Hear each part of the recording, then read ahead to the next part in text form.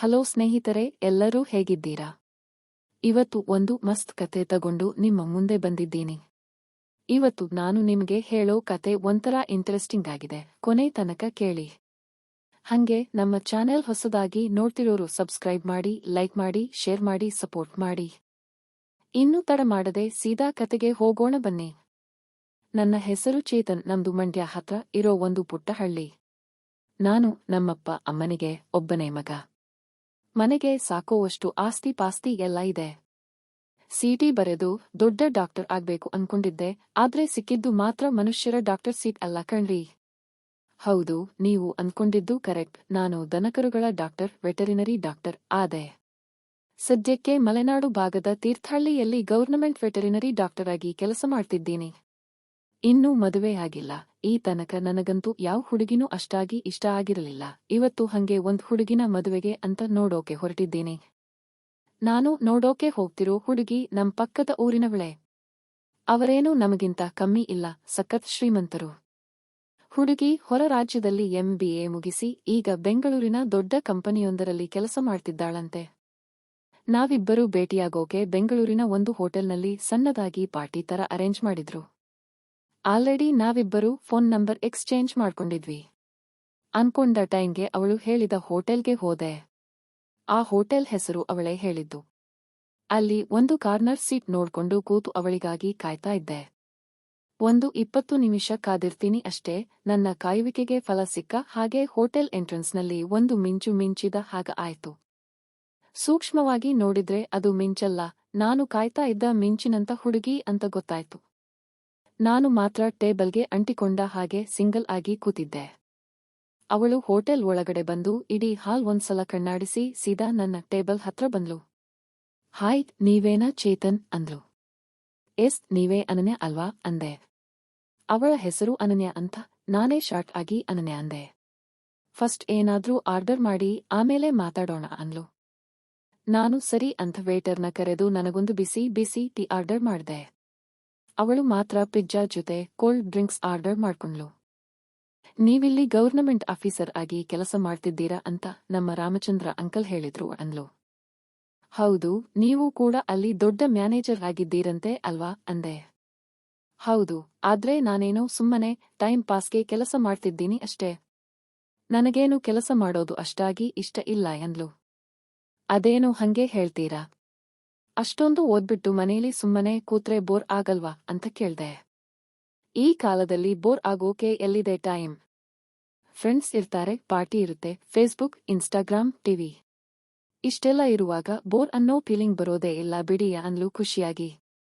ಅಂದ್ರೆ ನಿಮಗೆ career plan ಅಂತ ಏನೇನೂ ಇಲ್ವಾ ಅಂದೆ ಆಶ್ಚರ್ಯದಿಂದ. ಅದರ ಬಗ್ಗೆ ನಾನೆಲ್ಲೂ ತಲೆನೇ ಕೆಡಿಸಿಕೊಂಡಿಲ್ಲ. ಈ ಕೆಲಸನೂ ನಮ್ಮಪ್ಪನ ಫ್ರೆಂಡ್ ಆಫೀಸ್ ಅಂತ ಸೇರಿಕೊಂಡೆ, ಹಂಗೆ ನಡೀತಾ ಇದೆ.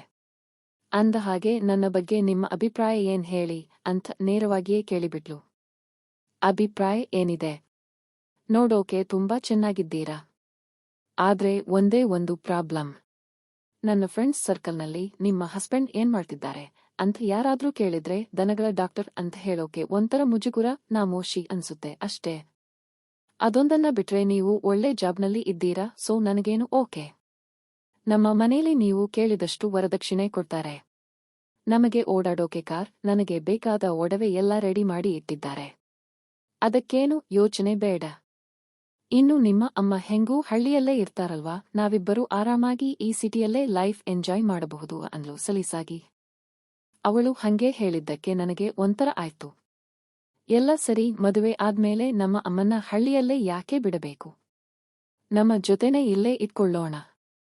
ಅವಳಿಗೆ ವಯಸ್ಸಾಗಿದೆ, ಒಬ್ಬಳೇ ಅಲ್ಲಿ ಇರೋಕೆ ಆಗಲ್ಲ ಎಂದೆ. ಅಯ್ಯೋ, ಹೊಸದಾಗಿ ಮದುವೆ ಆದವರ ಮಧ್ಯೆ ಅವರೆಲ್ಲ ಯಾಕೆ? ಕೆಲವು ದಿನ ಅಲ್ಲೇ ಇರಲಿ ಬಿಡಿ, ಆಮೇಲೆ ಯೋಚನೆ ಮಾಡೋಣ. ಬೇಕಿದ್ರೆ ತಿಂಗಳು ಅವರ ಖರ್ಚಿಗೆ ಎಷ್ಟು ಬೇಕೋ ಅಷ್ಟು ದುಡ್ಡು ಕಳಿಸೋಣ ಅಂದ್ಲು. ಅಂದ್ರೆ ಅವಳು ನಮ್ಮ ಜೊತೆ ಇರೋದು ನಿನಗೆ ಇಷ್ಟ ಇಲ್ವಾ ಅಂತ ನೇರವಾಗಿಯೇ ಕೇಳ್ದೆ. 3 ವರ್ಷ ಅಲ್ಲೇ ಇರಲಿ, ಆಮೇಲೆ ನೋಡೋಣ. ಅಂದ ಹಾಗೆ ಈಗ ನಮ್ಮ ರಾಮಚಂದ್ರ ಅಂಕಲ್ಗೆ ಏನ್ ಹೇಳೋಣ ಅಂತ ಮ್ಯಾಟರ್ ಡೈವರ್ಟ್ ಮಾಡಿದ್ಲು. ಈಗಲೇ ಏನು ಹೇಳೋದು ಬೇಡ. 3 ತಿಂಗಳು ಟೈಮ್ ತಗೊಳ್ಳೋಣ. ಈ ಮಧ್ಯೆ ನಿನ್ನ ಬಗ್ಗೆ ನಾನು, ನನ್ನ ಬಗ್ಗೆ ನೀನು ಅರ್ಥ ಮಾಡ್ಕೊಳ್ಳೋಣ. ಆಮೇಲೆ ಇಬ್ಬರಿಗೂ ಓಕೆ ಅನ್ಸಿದ್ರೆ ದೊಡ್ಡವರಿಗೆ ಹೇಳೋಣ, ಇಲ್ಲಾಂದ್ರೆ ಫ್ರೆಂಡ್ಸ್ ತರಾನೇ ದೂರ ಆಗೋಣ ಅಂದೆ. ನನಗೇನು ಓಕೆ, ಆದ್ರೆ ಮತ್ ಯಾವಾಗ ಸಿಗೋಣ? ಆಫೀಸ್ ಮೀಟಿಂಗ್ ತರ ಬಂದ್ವಿ, ಹಂಗೆ ಹೋಗೋದಾ? ನಡೆ ಮೂವಿಗೆ ಹೋಗೋಣ ಅಂತ ನನ್ನನ್ನ ಅವಳಿಗೆ ಇಷ್ಟವಾದ ಒಂದು ಇಂಗ್ಲಿಷ್ ಸಿನಿಮಾ ಕರ್ಕೊಂಡು ಹೋದಳು. ಫಸ್ಟ್ ಶೋ ಮುಗಿಯೋಷ್ಟರಲ್ಲಿ ಲೇಟ್ ಆಯ್ತು. ಹೋಟೆಲ್ನಲ್ಲಿ ಡಿನ್ನರ್ ಮುಗಿಸಿ ಮನೆಗೆ ಹೋಗೋಣ ಅನ್ಕೊಳ್ತಿದ್ದೆ. ಅಷ್ಟರಲ್ಲಿ ಅವಳು ನಾಳೆ ಹೆಂಗೂ ರಜೆ ಅಲ್ವಾ, ಬಾ ಯಾವುದಾದ್ರೂ ಕ್ಲಬ್ಗೆ ಹೋಗೋಣ ಅಂತ ನನಗೆ ಗೊತ್ತೇ ಇಲ್ದ ಇರೋ ಯಾವುದೋ ಒಂದು ಕ್ಲಬ್ಗೆ ಕರ್ಕೊಂಡು ಹೋದಳು. ರಾತ್ರಿ 3 ಗಂಟೆ ತನಕ ಅಲ್ಲೇ ಕುಡಿತಾ ಡಾನ್ಸ್ ಮಾಡ್ತಾ ಟೈಮ್ ಪಾಸ್ ಮಾಡಿದ್ಲು. ನಾನಂತೂ ಇಂಥ ಜಾಗಕ್ಕೆ ಬರೋದು ತುಂಬಾ ಕಮ್ಮಿ. ಆದ್ರೆ ಅವಳಿಗೆ ಈ ತರ ಲೈಫ್ ಸಖತ್ ರೂಢಿ ಇರೋ ಹಂಗೆ ಕಾಣ್ತಿತ್ತು. ಅಲ್ಲಿರೋ ಎಷ್ಟೋ ಜನ ಬಂದು ಅವಳಿಗೆ ವಿಶ್ ಮಾಡ್ತಿದ್ರು. ರಾತ್ರಿ 3 ಗಂಟೆ ಆಗಿತ್ತು. ರಾತ್ರಿ 3 ಗಂಟೆಗೆ ಕ್ಲಬ್ನಿಂದ ಹೊರಗಡೆ ಬಂದು ನನ್ನ ಬೈಕ್ ಮೇಲೆ ಅವಳನ್ನ ಕರ್ಕೊಂಡು ಹೋಗಿ ಅವಳ ಹಾಸ್ಟೆಲ್ಗೆ ಬಿಟ್ಟೆ. ಆಮೇಲೆ ನಾನು ರೂಮಿಗೆ ಬಂದು ಹಂಗೆ ಮಲಗಿಬಿಟ್ಟೆ. ಮರುದಿನ ಬೆಳಗ್ಗೆನೆ ನಮ್ಮ ಅಮ್ಮ ಫೋನ್ ಮಾಡಿದ್ಲು. ಏನಾಯ್ತು ಕಣೋ, ನಿನ್ನೆ ಹುಡುಗಿನ ಭೇಟಿಯಾದ್ಯಾ? ನಿನಗೆ ಇಷ್ಟ ಆಯ್ತಾ ಅಂತ ಕೇಳಿದ್ಲು. ಹುಡುಗಿನ ಭೇಟಿಯಾದೆ ಅಮ್ಮ, ಹುಡುಗಿ ನನಗೇನೋ ಇಷ್ಟನೇ. ಆದ್ರೆ 1-3 ತಿಂಗಳಾದ್ಮೇಲೆ ಯಾವ ವಿಷಯನೂ ಡಿಸೈಡ್ ಮಾಡೋಣ ಅಂದ್ಲು ಎಂದೆ. ಅದೇನೋ ಅವಳು ಡಿಸೈಡ್ ಮಾಡೋದು? ನಿನಗೆ ಇಷ್ಟ ಇದ್ರೆ ಹೇಳು, ನಾವು ದೊಡ್ಡವ್ರು ಮಾತಾಡ್ತೀವಿ ಅಂದ್ಲು ಅಮ್ಮ. ನಾವು ಮಾತಾಡೋದು ಸರಿ ಅಮ್ಮ, ಆದ್ರೆ ಆ ಹುಡುಗಿಗೂ ನಾನು ಇಷ್ಟ ಆಗ್ಬೇಕಲ್ಲ. ಅದಕ್ಕೆ ಅವಳು ಸ್ವಲ್ಪ ಟೈಮ್ ಕೇಳಿದ್ದಾಳೆ ಅಂದೆ. ಈ ಟೈಮ್ ಕೇಳೋದೆಲ್ಲ ನನಗಂತೂ ಅರ್ಥ ಆಗಲ್ಲಪ್ಪ. ದೊಡ್ಡ ಮನೆ ಸಂಬಂಧ, ನಮ್ಮ ಊರಲ್ಲಿ ನಮಗೆ ಒಳ್ಳೆ ಹೆಸರಿದೆ, ಅವರ ಮನೇಲಿ ಸಂಬಂಧ ಮಾಡ್ಕೊಂಡ್ರೆ ಮರ್ಯಾದೆ ಬರುತ್ತೆ ಅಂದ್ಲು. ಸರಿ ಬಿಡಮ್ಮ, ಆದ್ರೆ 1-3 ತಿಂಗಳ ತನಕ ಯಾವ ಸಂಬಂಧದ ಬಗ್ಗೆನೂ ಮಾತಾಡಬೇಡ. 3 ತಿಂಗಳಾದ್ಮೇಲೆ ಇದನ್ನೇ ಫಿಕ್ಸ್ ಮಾಡೋಣ ಅಂತ ಹೇಳಿ ಫೋನ್ ಇಟ್ಟೆ.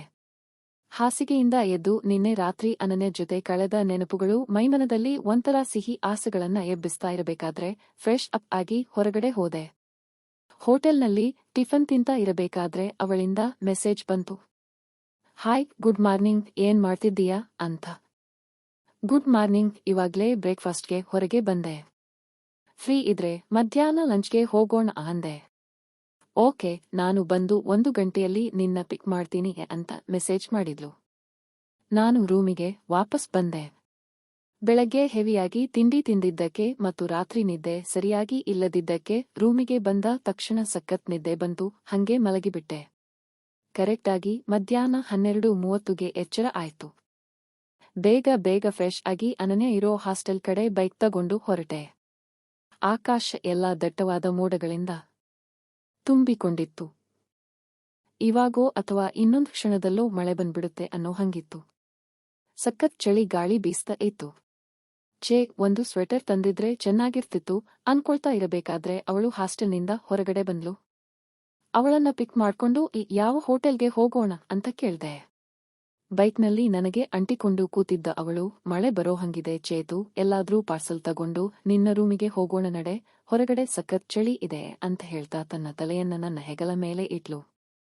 ಅವಳು ನಾರ್ತ್ ಇಂಡಿಯನ್ ಸ್ಟೈಲ್ನಲ್ಲಿ ಲಂಗ ಬ್ಲೌಸ್, ಲಂಗ ಜಾಕೆಟ್ ಹಾಕೊಂಡಿದ್ಲು. ನನಗಂತೂ ಪೂರ್ತಿ ಅಂಟಿಕೊಂಡು ಕೂತಿದ್ಲು.